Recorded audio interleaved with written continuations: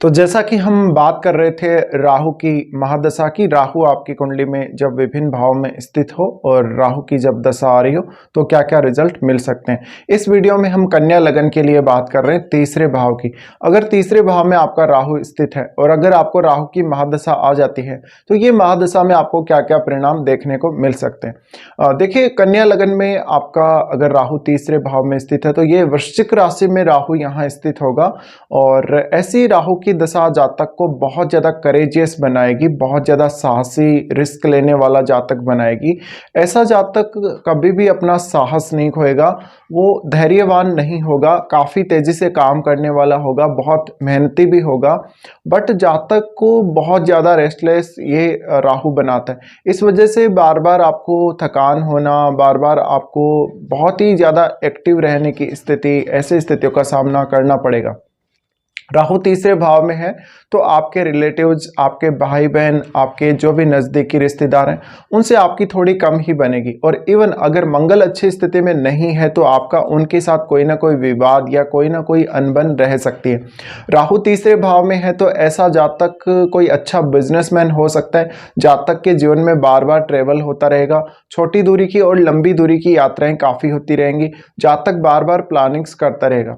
तीसरे भाव में वृश्चिक राशि का राहु है तो इस राहु की दशा में आप काफ़ी कुछ खोएंगे पहले, क्योंकि देखिए अगर मंगल अच्छी स्थिति में नहीं है तो आपको काफ़ी परेशानी का सामना करना पड़ेगा।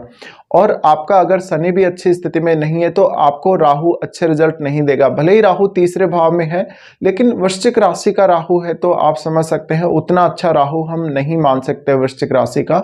और यहाँ पे जो आप राहु पे ट्रस्ट करते हैं कि राहु आपको सब कुछ अच्छा देगा, हाँ राहु आपको देगा, बहुत कुछ देगा, देने को कोई लिमिट नहीं है राहु के पास। बट आप उस राहु की एनर्जी को किस प्रकार से लेते हैं, किस प्रकार से हैंडल कर सकते हैं, ये देखना बहुत महत्वपूर्ण है। अगर आपका मंगल का संबंध राहु से बन रहा है तो आपको काफी ज्यादा एनर्जेटिक राहु बनाता है। साथ ही ऐसा राहु वाला जातक किसी के साथ भी लड़ाई झगड़ा विवाद कर सकता है, वो हमेशा विवादों में विजयी रहेगा।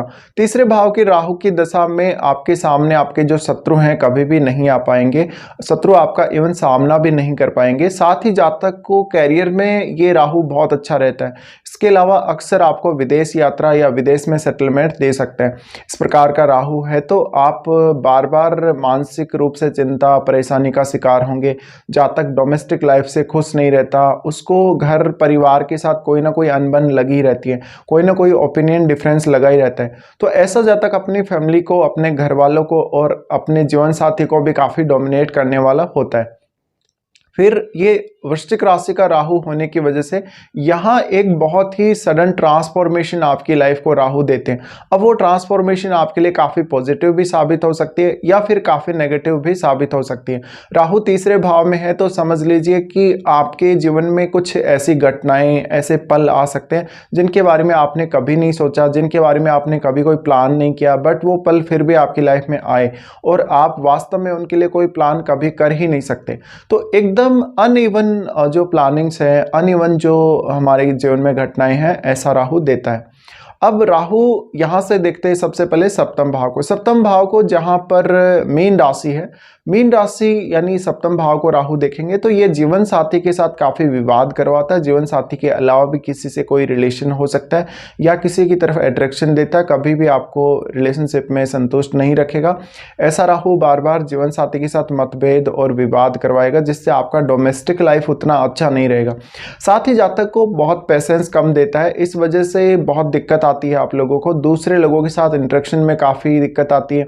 इवन आपका बिहेव काफ़ी बार खराब रह सकता है। अगर गुरु की दृष्टि आपके राहु पर हो, कुछ हद तक राहु से आप अच्छे रिजल्ट एक्सपेक्ट कर सकते हो।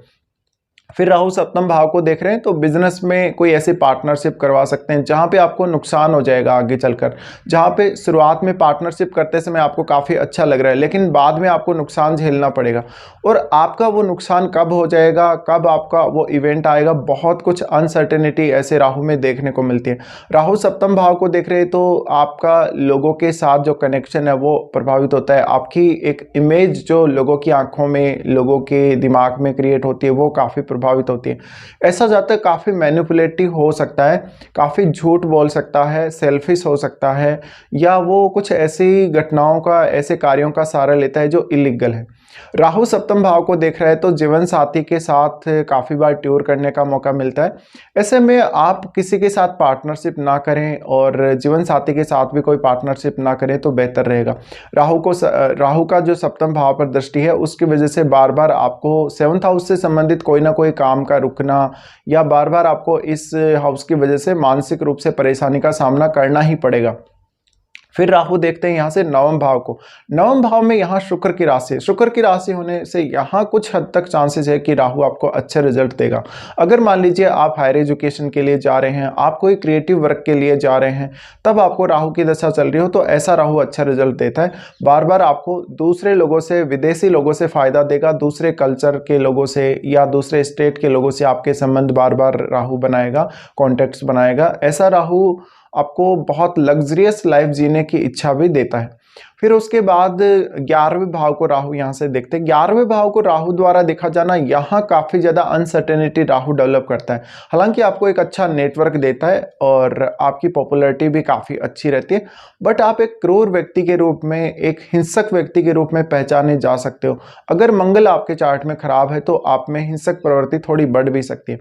बट हमेशा ऐसा जातक, कभी कभी ये देखा गया है कि सामने वाला जब तक आपको नुकसान नहीं पहुंचाता तब तक आप कुछ नहीं बोलते, लेकिन अगर सामने वाला व्यक्ति आपको कोई नुकसान पहुंचा दे उसके बाद आप उसकी एक भी नहीं सुनेंगे।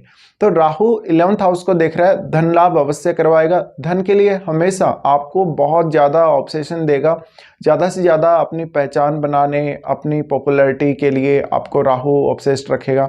साथ ही इनकम सोर्सेज की जहाँ तक बात है, ऐसा राहु इनकम सोर्सेज को काफ़ी बढ़ाता है, बार बार आपको इनकम बनाने के लिए, पैसा बनाने के लिए प्रेरित करता है। और आपको ऐसा राहु काफ़ी ज़्यादा रिस्क टेकर भी बनाता है, रिस्क लेने वाला भी बनाता है। तो इस प्रकार के राहु की दशा में ये कुछ रिजल्ट है। अब देखिए, आपको एज के हिसाब से भी देखना पड़ेगा यहाँ पर कि आपका कौन से एज पीरियड में ये दशा आ रही है। आपको अगर मिड एज में या फिर बहुत ही शुरुआती समय में ये दशा आ जाती है तो इसके अलग अलग परिणाम हो सकते हैं। जैसे कि मान लीजिए किसी का जन्म हुआ 4-5 साल बाद में उसको अगर राहु की दशा आ जाती है तो ऐसी दशा में कुछ खास जातक नहीं कर पाता, क्योंकि वो कुछ करने में उतना समर्थ होता भी नहीं है, उसके पास ना तो ज्ञान होता है ना कुछ शारीरिक क्षमता इतनी ज़्यादा होती है।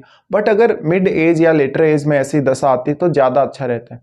अगर मंगल का संबंध राहु से बन रहा हो तो ऐसा राहु बहुत ही आक्रामक बनाता है। ऐसे कार्य जहाँ पे क्विकली डिसीजंस लेने होते हैं, जहाँ पे बहुत ही कोई सीक्रेट काम करना होता है, ऐसे कार्यों में जातक बहुत ज़्यादा सफल हो सकता है। फिर ऐसा राहु कुछ हद तक आपको अकल्ट की तरफ भी लेकर जाता है, आध्यात्म की तरफ भी लेकर जाता है। अगर गुरु का संबंध राहु से बन रहा हो तो निश्चित ही इस बात के प्रबल चांसेस होते हैं। राहु आपको अगर मिड एज में आता है तो ऐसा राहु आपको काफ़ी मेहनती बनाएगा, बार बार ट्रेवल करने वाला और एक अस्थिर प्रकृति का इंसान आपको बनाएगा। ऐसा राहु बार बार आपको बहुत सारे मौके भी देगा जहां पर आप बहुत जीवन में प्रोग्रेस कर सकते हो, जीवन में आगे बढ़ सकते हो, लेकिन आप पेशेंस नहीं रखने की वजह से उन मौक़ों को गंवा दोगे, उन मौक़ों को खो दोगे। ये बहुत बड़ी समस्या आपको आएगी। फिर ऐसा राहु आपको अगर लेटर एज में, ओल्ड एज में अगर आता है तो ऐसा राहु विदेश में बसने की प्रवृत्ति या अपने जन्म स्थान से दूर सफलता देता है।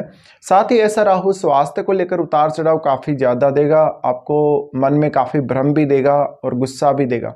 ये सब रिजल्ट रह सकते जब भी आपका राहु तीसरे भाव में हो और राहु की दशा आ रही हो।